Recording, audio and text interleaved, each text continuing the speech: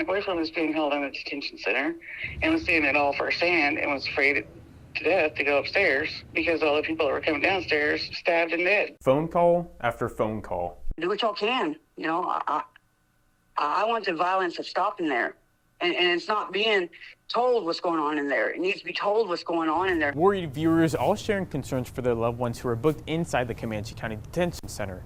However, this isn't anything new. We've been responding to reports and calls to situations at CCDC for years. The inmate that escaped from the Comanche Details in the death of an inmate at the Comanche County Detention Center is death at the Comanche County Detention Center is under investigation. As I looked into these claims over the past year, I noticed the number of reports seemed to have spiked. Gen Route 2315 Southwest 5th Street. County, I need medical on the north side. And outside of CCDC, they've reported a hostage situation. Journalism is often viewed as being watchdogs for the community, so we went out to find answers for the loved ones. November 30th, 2023, I filed an Oklahoma Open Records request to see just how many inmates have died in the jail over the past 10 years, and the results only reinforce what viewers say. According to the request, from 2012 to 2022, 5 inmates died with varying causes of death.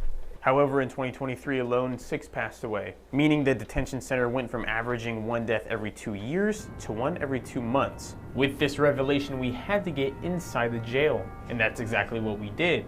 We sat down with Jail Administrator Bill Hobbs before he announced that he's retiring in March, and got an exclusive look inside to get us one step closer in figuring out what happened in 2023, which caused inmates to die before ever going to trial. I don't think I could sit here and say that this is the reason why those deaths happened. It had to be a multiple reason that could lead to those deaths. But before we dive into reasons behind the increase in inmate deaths, I want to break down their individual cases. In chronological order, Tashante Gonzalez was booked into CCDC May 3rd. 2 days later, on the 5th, Gonzalez became unresponsive and was transported to Comanche County Memorial Hospital, according to the medical examiner report. On the 8th, Gonzalez died with her probable cause of death listed as septic shock with multi-organ failure. The report also says she had a history with meth, and test results detected fentanyl in her system, although not confirmed. Gonzalez never made it to trial. Matthew David Jones was booked into CCDC on June 1st. A couple of months into his stay, he was assaulted by several other inmates in the early morning of August 16th in 2 separate occasions, according to court documents. The first was around 5:30 after a fight broke out in one of the pods. Jones left to grab food and came back just 10 minutes later. At 5:40, those same documents state he was knocked to the ground. The other inmates used a mattress to block the camera. It also said Jones didn't receive medical attention for nearly 50 minutes at 6:29. Jones was transported to OU Medical, where he would die of his injuries on August 23rd. Larry Cornelius died 1 day later after Jones on August 24th. According to his medical examiner report, his probable cause of death was listed as sickle cell hemoglobinopathy with acute crisis. He'd been in custody for over a year. Antonio Ivory was booked into the detention center August 18th for a DUI.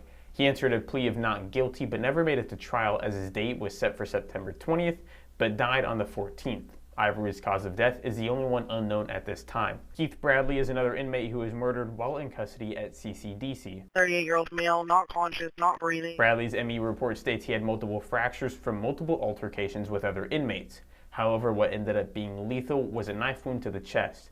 He was transported to CCMH and died of his injuries on October 22nd. The 6th person was 19-year-old Kennard Swearingen, who died on November 26th. According to Swearingen's aunt, an inmate slipped him a pill which ultimately led to his death.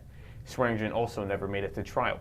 As we can see, causes of death range from medical issues to inmate violence. When asked for an explanation, Hobbs says he has no idea why, and although he can't comment on individual cases, he goes on to talk about the condition as a whole. When you're in the prison system, you're basically a home. This is their home. In a county jail, this is only temporary. You know what I mean? They don't plan on being here very long. They don't want to be here very long. Hobbs says this mindset has a negative impact on the jail environment. Inmates coming in jails nowadays are a lot more violent. I don't know what causes it, but they're not.